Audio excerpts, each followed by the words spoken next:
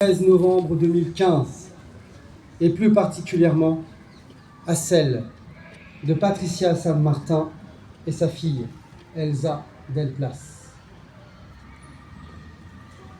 Garde à vous.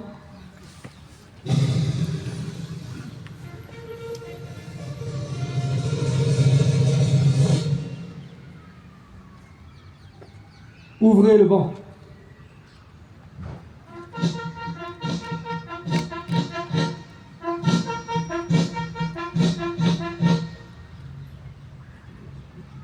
La parole est à Franck Sobo, ancien compagnon de Patricia San Martin.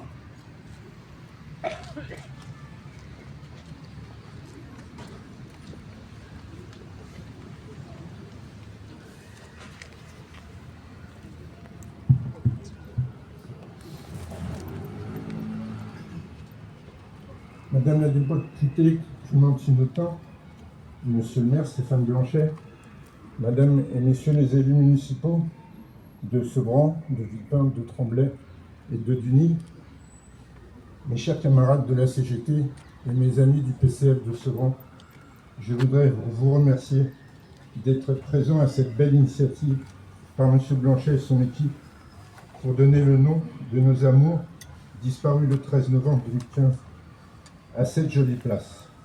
Plus important, c'est l'acte de faire vivre la mémoire de cet attentat depuis 10 ans ici à Sevran qui nous touche. Ma famille et mes enfants et Fabien Delplace ne se sont pas quittés. L'amour qui nous a réunis pendant 15 ans n'a pas été brisé.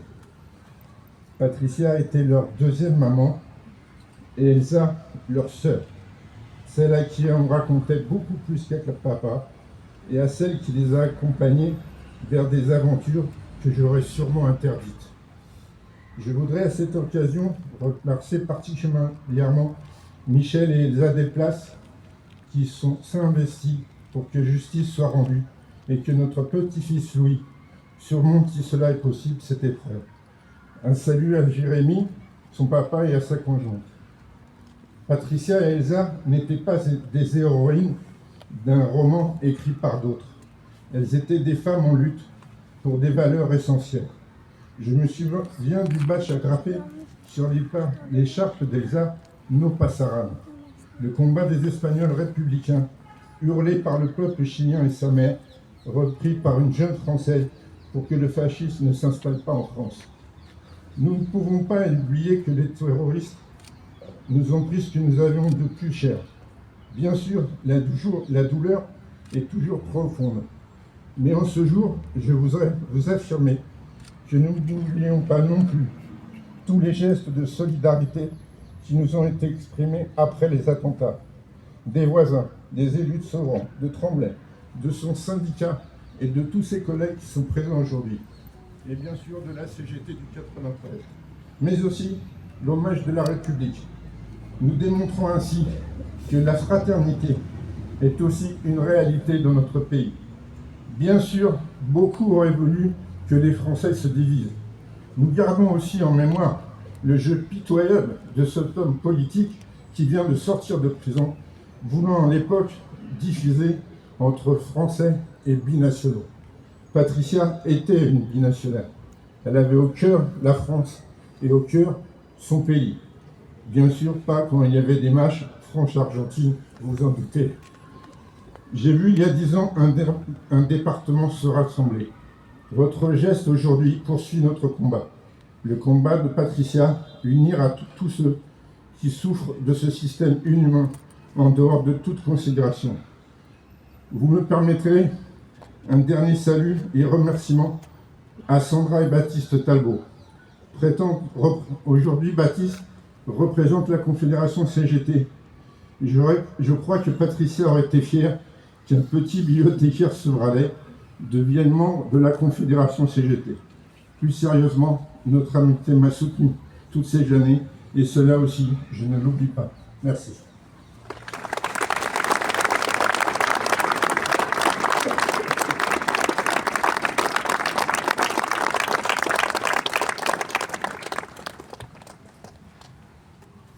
La parole est à Michel Delplace, ex-mari de Patricia San Martin et père d'Elsa.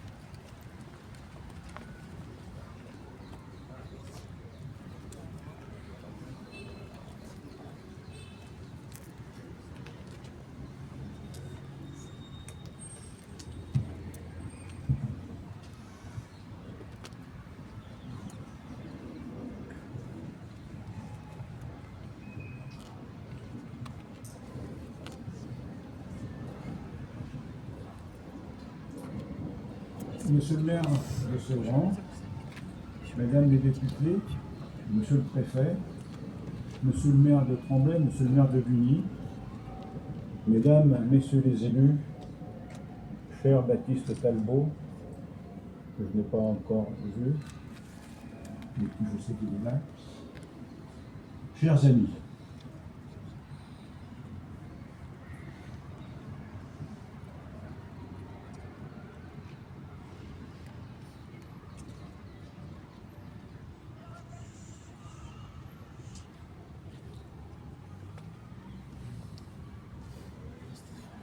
toutes mes excuses.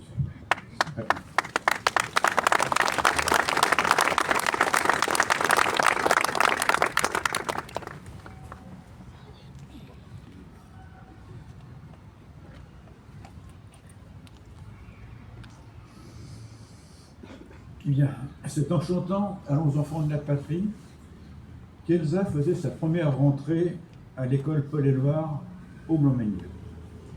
Au fronton de l'école, il y avait, et il y a encore, fort heureusement, j'écris ton nom, Liberté. Aujourd'hui, je tiens à remercier à mon tour Monsieur le maire Stéphane Blanchet pour avoir proposé de donner les noms d'Elsa et Patricia au parvis de ce centre administratif Paul-Éluard. Paul-Éluard qui écrit en 1936 ces vers d'une grande force, d'une grande actualité. On s'habitue à tout, sauf à ces oiseaux de plomb, sauf à leur haine de ce qui brille, sauf à leur céder la place.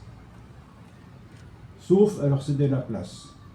C'était là la conviction et l'engagement de Patricia et d'Elsa. Loin de toute haine, elles défendaient l'idée qu'un autre monde était possible, un monde de paix. Je pense qu'elles ont participé à toutes les manifestations contre les guerres en Irak ou en Syrie.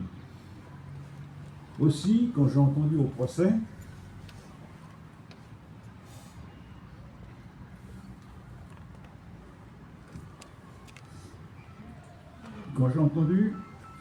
il y a 4 ans déjà, les assassins d'Elsa et Patricia tentaient de justifier leurs actes par la vengeance. Imaginez la colère, le sentiment de révolte, la soif de justice pour Patricia, pour Elsa, pour son fils Louis, notre petit-fils qui a vécu ces instants tragiques le 13 novembre 2015. Je revois Elsa, prête à tout entreprendre, sans compromis, une langue bien pendue. Son audace, sa vivacité avaient séduit les responsables du cabinet Manégéré qui lui proposent un CDI sans attendre la fin de sa période d'essai. Ils apprécient, je cite, son grain de folie. Quand elle m'appelle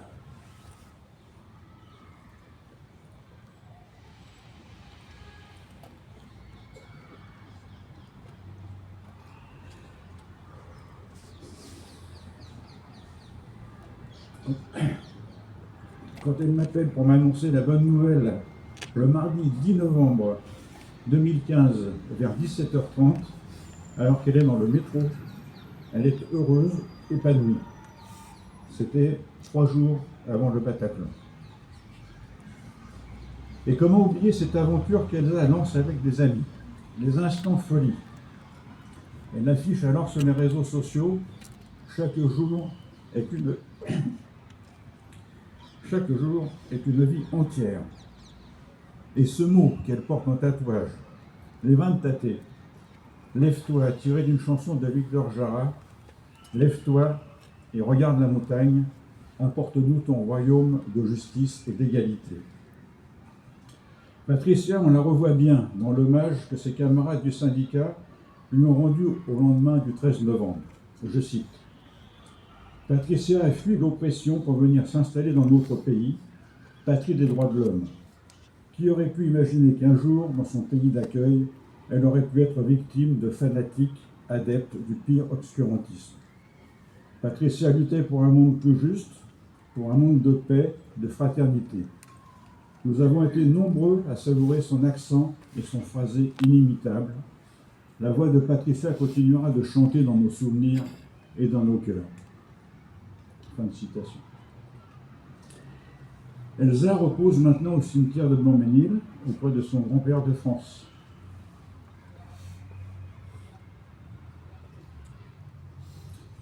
Les cendres de Patricia ont été déposées au Chili, sa terre natale, par Fabien et Franck. Patricia avait souvent dit sa volonté de reposer au Chili le jour venu. C'est ce qui a été fait, mais qui peut accepter l'idée que ce jour était venu?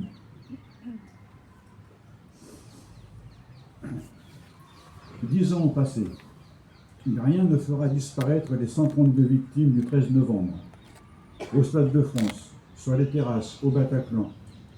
Rien ne fera disparaître Elsa et Patricia, ni leur idéal de justice et de liberté. Cette commémoration, votre présence ici, en témoigne.